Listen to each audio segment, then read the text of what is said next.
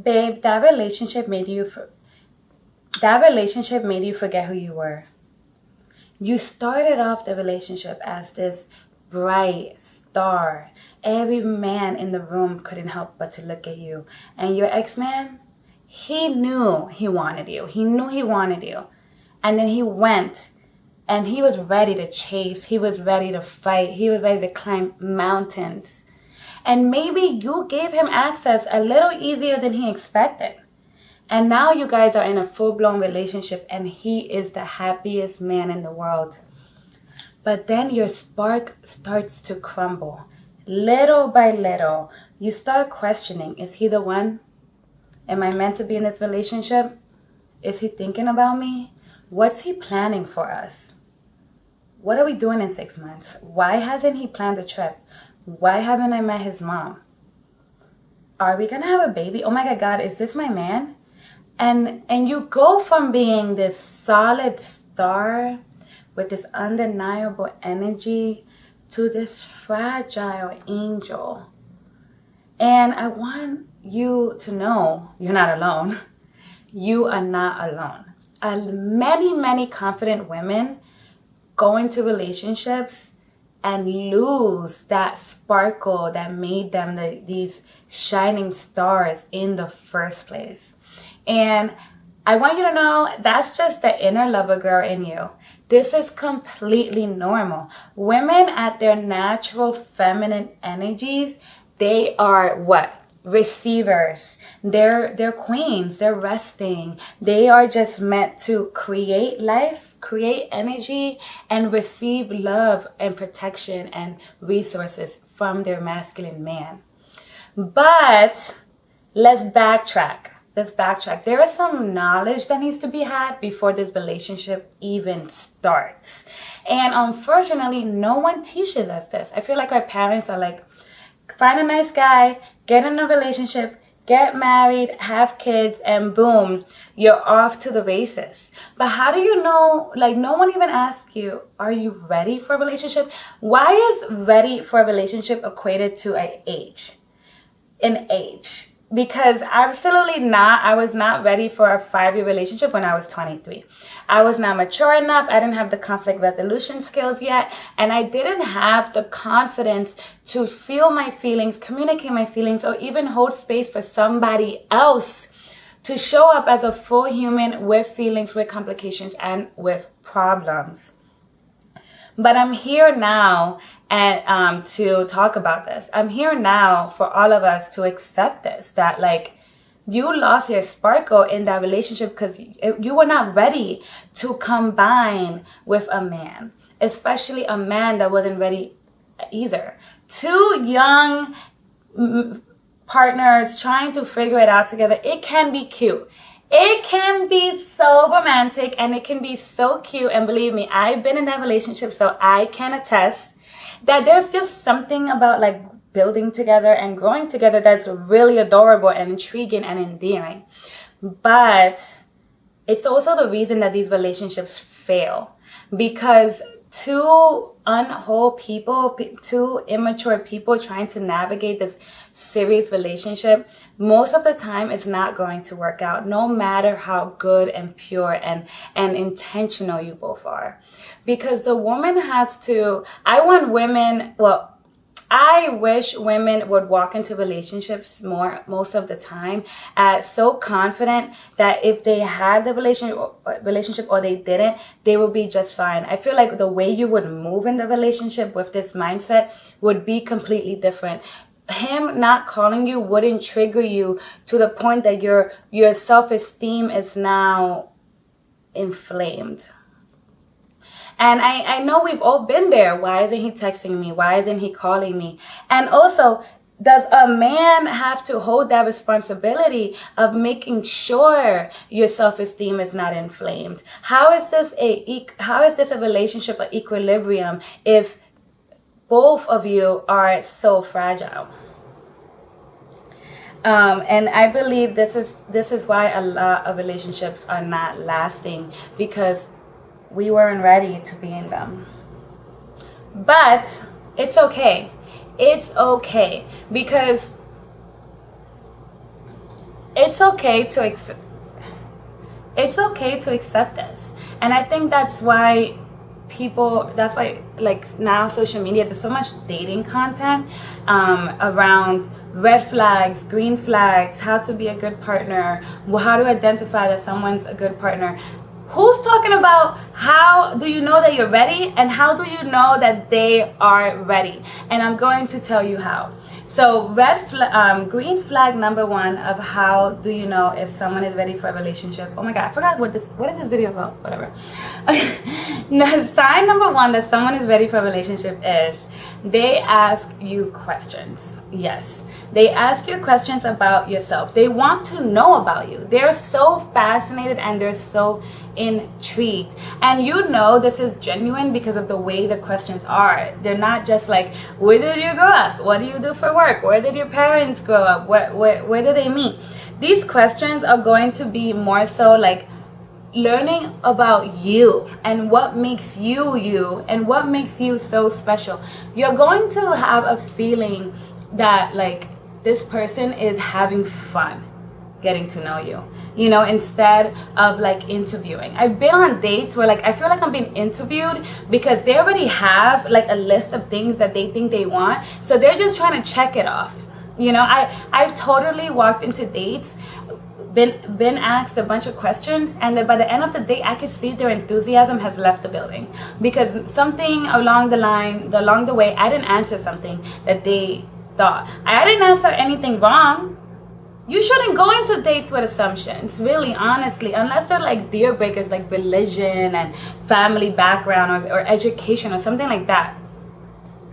But who's asking people about education? We all know that education doesn't equate to intelligence. But anyway, let's divert.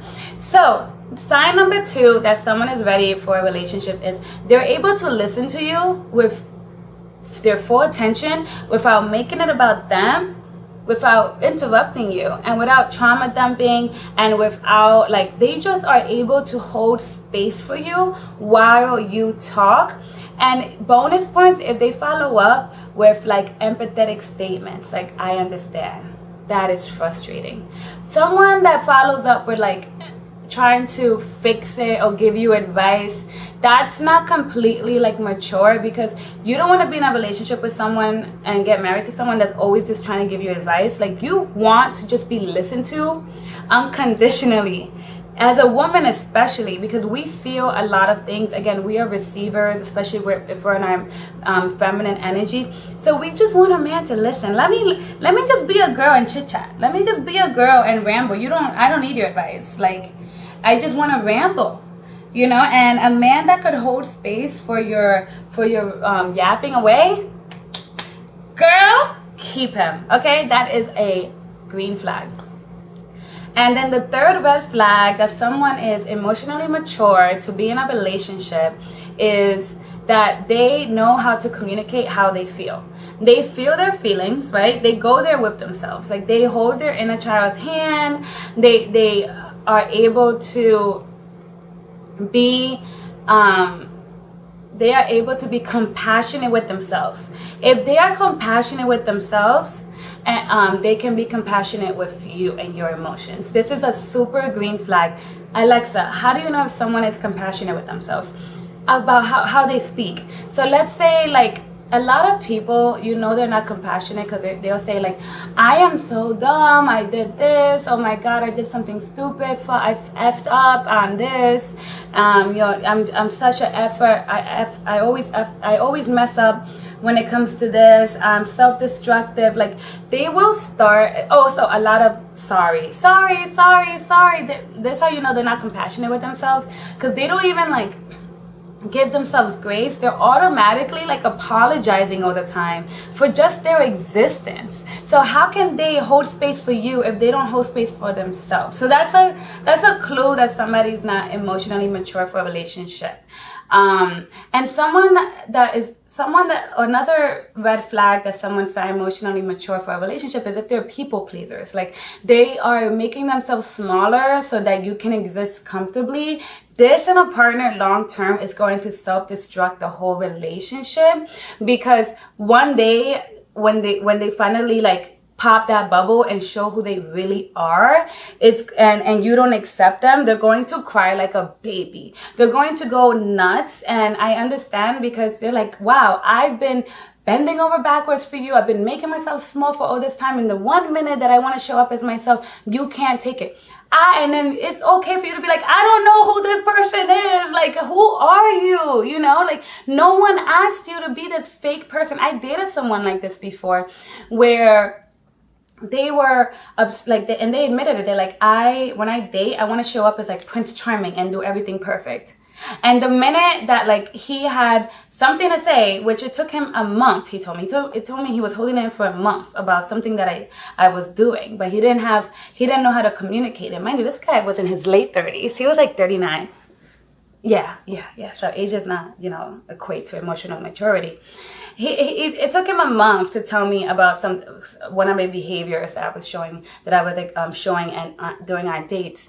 And the way he came at me was so like defensive, and then he isolated himself, and then he wasn't avoiding. He didn't even open it as a conversation. He just attacked me and ran away. It was like a Pokemon. Like, he like threw the Pokemon and then he like ran away. And I was like, wait, how about me? I'm not a part of this conversation.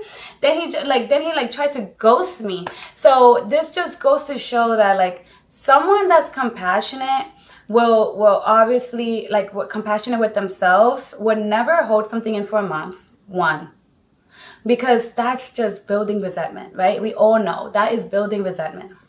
You will try to release it as soon as possible, because you love yourself, and you're not gonna like put that burden on yourself to have negative feelings about somebody you care about and not communicate with them. The people that you choose in your life, like you should be choosing if you love yourself, you're choosing the people in your life. So you should be choosing people that will listen to you when you have something to say. Right? Like, they might not drop everything at a dime when you're ready, but when you have self-love, you love yourself enough to pick emotionally mature people to be in your life. And these people should hold space for you when they are available to talk about feelings, right? So that is just an example. Someone emotionally mature will be like, yeah, when you're ready to talk, I'm here. I am here when you're ready to talk. That is an emotionally mature person. And the only way they can hold space for your emotions, like I said, is if they hold space for theirs. I remember once I was dating this guy, and he was a complete avoidant, top down. We never even discussed like negative things, or like, he would just avoided anything that felt uncomfortable, because he always wanted to live in like happy thoughts. And now I know like that is just toxic. Somebody that doesn't want to accept that life has neutrality. There are good feelings and there's bad feelings, and that's okay. So I remember his friend's wife was like, Alexa, he doesn't even go there with himself. He doesn't even have those he's not emotionally there. He's not emotionally available with himself. How can he be emotionally available for you? And at that moment, I felt silly, not because I didn't deserve it, but that I chose somebody like this. Like, I felt silly that I chose somebody that everyone can see that they're not emotionally available. Why? Because I was coming from a lover girl standpoint, where I just thought I had rose-colored glasses on, and I thought because somebody wanted a relationship, that meant that they had everything going. They had all the green flags, and that is not true. Only because somebody wants you doesn't mean they're ready to show up as a really good, healthy partner.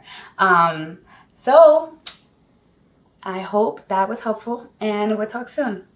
Bye.